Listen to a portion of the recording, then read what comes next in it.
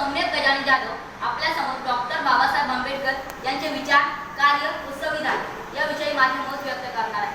त्यासाठी तुम्ही मला जास्तपणे सहकार्य कराल अशी मी आशा बाळगते. कोण होते बाबासाहेब आंबेडकर? काय होता त्यांच्या नावाचा अर्थ? त्यांच्या नावाचा अर्थ होता बा.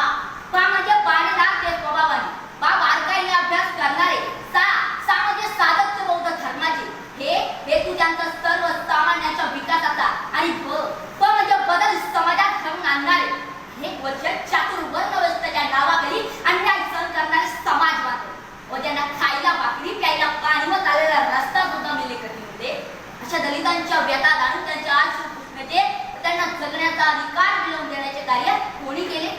होते अंधारलेले जीवन, दिसत नव्हता प्रकाशाचा किरण, पुसण्या त्यांच्या आश्रू देण्यात दलितांना नवजीवन अवतरला आहे तो महामानव भारत रत्न डॉक्टर बाबासाहेब आंबेडकर त्यांचे नाव.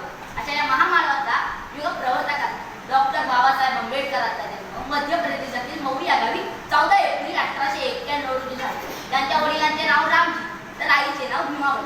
आंबेडकरांना वाचनाचा छंद लागला तर त्यांच्या वडिलांना हा वाचनाचा छंद भारतीय संविधान निर्मितीसाठी असमर्थ ठरला.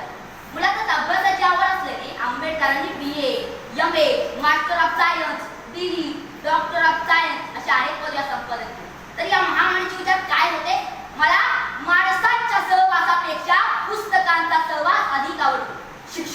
शिक्षण एका वाघिणीचे दूध आहे, आणि जो प्राशन करेल तो वाघासारखा बुडबुडल्याशिवाय राहत नाही, असे मौलिक विचार त्यांनी सर्वसामान्यांनी दिले. माणसाने जन्मभर जरी शिकायचे ठरवले तर विद्यासागराच्या कडेला असलेल्या गुडघा बघणारा फार झाले तर जाता येईल, असे त्यांचे मत होते. शिका, संघटित व्हा आणि संघर्ष करा, हा क्रांतिकारी संदेश त्यांनी सर्वसामान्यांनी दिला. अशा महामानवाचे विचार जगणारे पादर बोलणार आहे. तर आज मी बाबासाहेबांचे काही प्रेरणादायी विचार सांगणार आहे. अन्याय करणाऱ्यांपेक्षा अन्याय सहन करणारा सर्वात मोठा गुन्हेगार आहे. विश्वास देवावर नाही तर स्वतःच्या मनगटावर ठेवा. 100 दिवस शेरी होऊन जगण्यापेक्षा 4 दिवस सिंहासारखे जागा.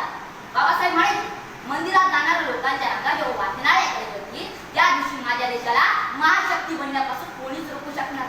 आपणास माहित आहे या शिल्पकाराने कोणते अमूल्य कार्य केले. या महामानवाने भारताचा सत्याग्रह, मनस्मृतीचे दहन, पुणे करा, महिलांसाठी कार्य असे कितीतरी कार्य केले. समाजासाठी आपले पूर्ण आयुष्य जितवले. शिक्षणासाठी संघर्ष करून 18 तास अभ्यास केला व वेगवेगळ्या पदव्या मिळवल्या. आपल्या शिक्षणाचा आणि बुद्धीचा वापर देशाच्या संविधानासाठी केला. त्यांचे जीवन शैक्षणिक, सामाजिक, धार्मिक आणि राजकीय कार्य अत्यंत महत्त्वाचे आहे. भारत देशाची 395 कलम, 8 परिशिष्ट व 22 भागांची राज्यघटना लिहून जगातील एका संसदीय लोकशाहीचे पुनर्जीवन केले. राज्यघटनेने हक्क व अधिकार दिले, तसेच कर्तव्य सुद्धा नमूद केले. कोलंबिया विद्यापीठात असताना 3 वर्षात 29 अभ्यासक्रम, 11 इतिहास, 6 समाजशास्त्र, 5 तत्वज्ञान, 4 मानववंशशास्त्र, 3 राजकारण हे पूर्ण करणारा पहिला व शेवटचा व्यक्ती भारत रत्न डॉक्टर बाबासाहेब आंबेडकर. आता राहिला प्रश्न संविधानाचा. 2 वर्ष 11 महिने 18 दिवसांच्या कठोर परिश्रमानंतर आपले संविधान अस्तित्वात आले.